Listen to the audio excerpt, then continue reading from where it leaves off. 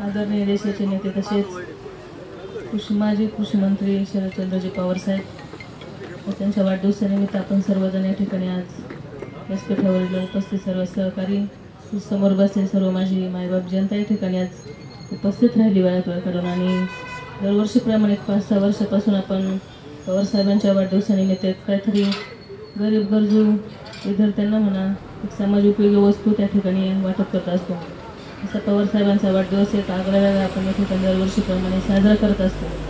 तो वाढदिवस एक लक्षात राहण्याजोगा असतो, कारण लहान लहान बालकांना सुद्धा एक वाढदिवस आला पवार साहेबांचा आठवण येते का आपल्याला खासदार साहेबांकडून काहीतरी वस्तू त्या ठिकाणी भेटणार आहे।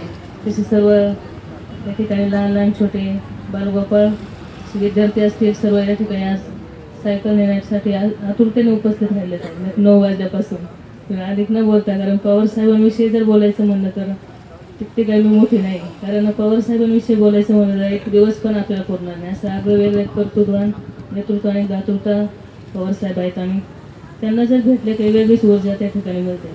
आपल्या निकालानंतर मी 2 दिवसांनी पवार साहेबांना भेटले तर त्यांच्याकडून आल्यावर मला पुन्हा एक वेगळी ऊर्जा त्या ठिकाणी भेटली, काम करण्यासाठी एक उभारी त्या ठिकाणी मला मिळाली आहे। कारण रायावटी म्हणले का खचून जायचा, तर लंके परिवार हा खचून जाणारा नाही, कारण आमचा जन्मच हा समाजासाठी झाला आहे, कारण त्यामुळे आम्ही खचून जाणार नाही।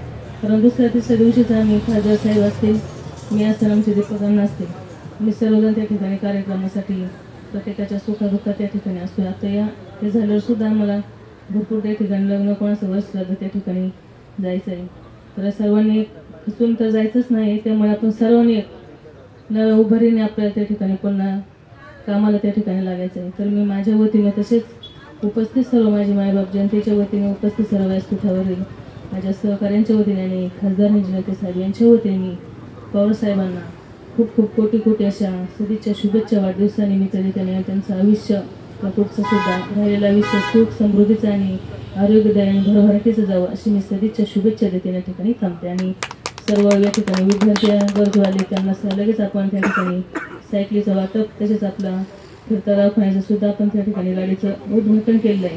आता ती गाडी बाबुळगाव वाड्यामध्ये आहे आणि त्या ठिकाणी चष्मा वाटप असतील, नेत्र तपासण्यासाठी आपण ती गाडी या ठिकाणी पूर्ण 5 तारखेपर्यंत ती गाडी फिरणार आहे। आजच्या दिवसापासून सर्व वयोवृद्ध बाबा सुद्धा या ठिकाणी पुन्हा एकदा सर्वांना सदिच्छा शुभेच्छा देते या ठिकाणी थांबतो।